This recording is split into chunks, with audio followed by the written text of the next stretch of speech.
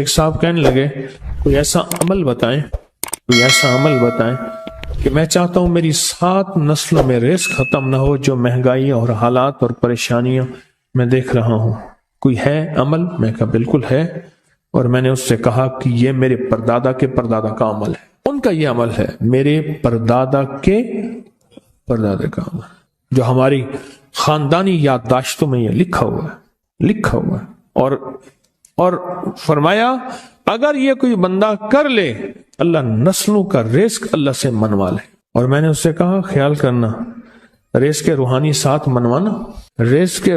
ساتھ منوانا ورنہ دولت مال چیزیں مل جائے گی، جس کے بارے میں کہا جاتا ہے کہ بعض بندے ایسے ہوتے ہیں اللہ پاک ان سے لقمے نہیں چھینتا، سجدے چھین لیتا ہے، اللہ ان سے لقمے نہیں چھینتا۔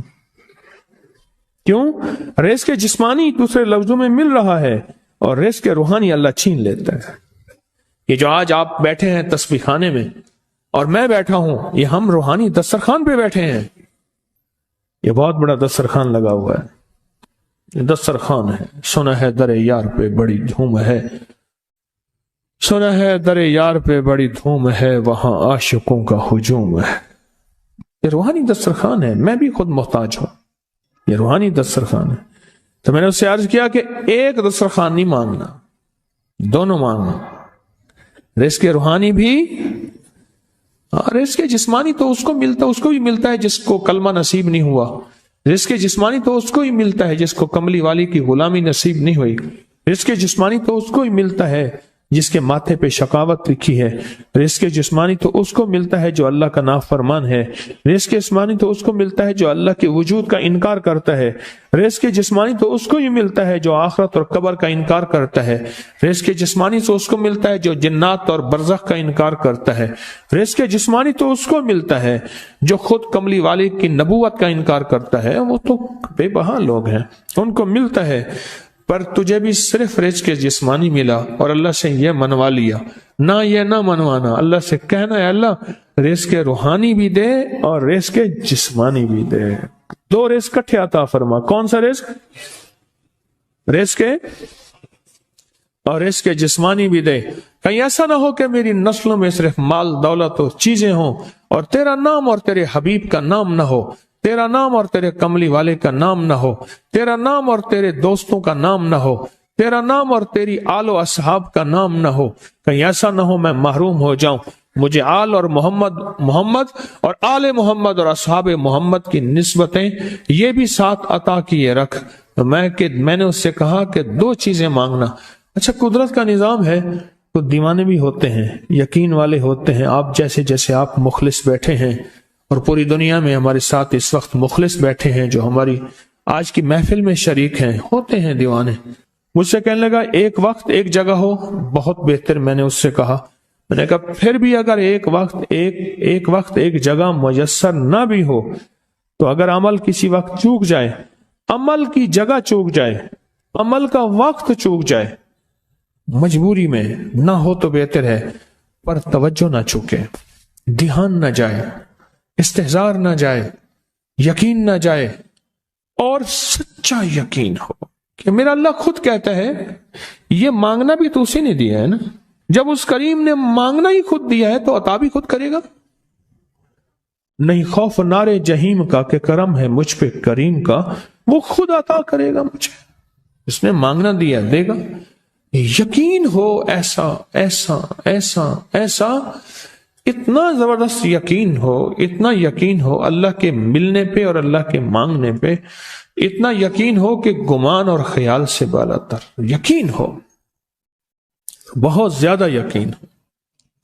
یاد رکھیے گا میری بات، میری طرف دیکھتے رہیں، یاد رکھیے گا جس کو ملا ہے یقین کی طاقت میں ملا ہے، اور جس سے چھنا ہے بے یقینی نے اس سے سب کچھ چھین لیا، بے یقینی نے اس سے سب کچھ چھین لیا ہے۔ جس کو ملا ہے یقین کی طاقت سے ملا ہے، یقین ہو کہ میں کر رہا ہوں اور اللہ مجھے دے دے گا۔ کہا کہ کیسا یقین ہو؟ کہا جیسے بکری کے تھن دودھ سے بھرے ہوئے اور میں کہوں کہ میرے ہاتھ سے دباؤں گا اور دودھ نکلے گا، اس سے زیادہ یقین۔ اور کہا کس سے زیادہ یقین؟ کہا کہ ایک بڑا نوٹ ہو اور بڑا نوٹ کے اندر جو ہے ایک آنے کی چیز آنی ہے، تو میں کہوں گا اس سے تو اس کی نوٹ کے اندر تو ہزاروں آنے ہیں، اور میں ایک آنے کی چیز، ایک ٹکے کی چیز لوں گا اور میرا کام بن جائے گا، اس سے زیادہ یقین ہو، اور اس سے کہیں زیادہ یقین ہو کہ سخت پیاس ہے اور میں پانی کو دیکھوں، اور پانی کو دیکھتے ہی مجھے یقین ہو کہ اس سخت پیاس میں میرا پیاس بجھ جائے گی، پیٹ بھر جائے گا، اس سے کہیں زیادہ یقین ہو۔ میں پھر بھی یقین کو نہیں سمجھا سکا، علم بھی محدود ہے، الفاظ بھی میرے پاس محدود ہیں، اس سے کہیں زیادہ یقین ہو، اس سے کہیں زیادہ یقین ہو، اور بہت زیادہ یقین ہو۔ کیا خیال ہے؟ آپ چاہیں گے اپنی نسلوں کے لیے بخت، رزق، نصیب اور مقدر منوا لیں؟ میں نے کہا روزانہ 40 منٹ بیٹھ، 40 منٹ صبح دوپہر شام، جو تیری تنہائی کا وقت ہو، کہ یا اللہ دنیا میں ایسی جگہ کوئی کہیں ہوتی، اکیلے بیٹھے رہتے یاد تیری دل نشیں ہوتی، اکیلے بیٹھے رہتے یاد تیری دل نشیں ہوتی، اور بس صرف ایک بار سورۃ فاتحہ پڑھ، اور اس کے بعد ایاک نعبد و ایاک نستعین کو دوہرا۔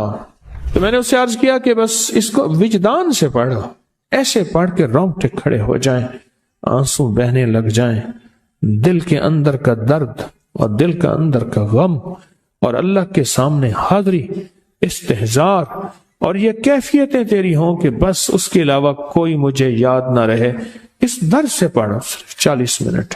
40 کی عدد کے ساتھ کائنات کے رازوں کا بڑا تعلق ہے۔ 40 کا جو عدد ہوتا ہے، بس 40 کے عدد کے ساتھ پڑھ، اور بہت توجہ سے پڑھ، اور بہت دھیان سے پڑھ، بہت توجہ سے، روز پڑھ۔ مجھ سے کہنے لگا کتنے دن پڑھوں؟ تو میں نے اس سے کہا مجھ سے یہ دن نہ پوچھ، تیرا دل خود بولے گا کہ فیصلے ہو گئے ہیں، بس ختم، دل خود بولے گا۔ یہ بتائیں کہ پیٹ بھرتے ہوئے کوئی گھنٹی بجتی ہے، یہ دل خود بولتا ہے کہ پیٹ بھر گیا۔ پیاس میں بھی کوئی کہتا تو نہیں ہے کہ آپ کی پیاس بجھ گئی ہے، وہ دل خود بولتا ہے کہ بس اب پانی کی ضرورت نہیں ہے۔ نیند سے دل بھر جائے تو بس دل کے بس اب سو لیا، وہ اٹھیں۔ اسی طرح دل خود بولے، دل خود بولے، کیا بولے؟ دل خود بولے، اور دل اندر بولے، دل اندر بولے کہ اللہ پاک جل شانہ نے نسلوں کے لیے رزق، عزت، دولت، برکت کے فیصلے کر دی، بس دل بولے۔ کتنے دیر کر؟ اب یہ تیری اپنے مانگنے میں ہے، اب یہ تیری اپنے مانگنے میں ہے۔ مانگنے میں کمی ہے تو دل نہیں بولے گا، اگر مانگے گا تو پتہ نہیں دنوں میں یا ہفتوں میں، جتنے میں دنوں میں فیصلہ ہو جائے۔